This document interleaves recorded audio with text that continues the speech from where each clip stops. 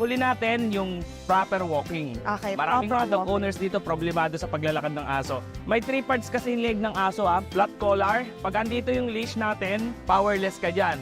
Pag nasa middle neck, dyan yung trachea, dyan nasasakal yung aso. It should be dito guys, sa under jaw, sa ilalim ng panga. Tapos, pag naglakad ka, hands down, shoulders up, chest out. Para pag nilakad mo yung dog mo, sabay kayo.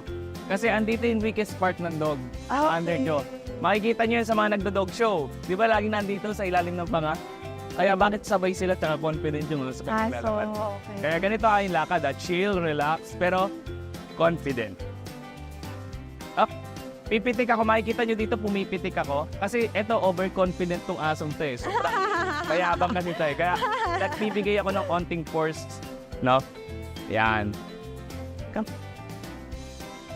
Ay, Gusto niya in front of the camera.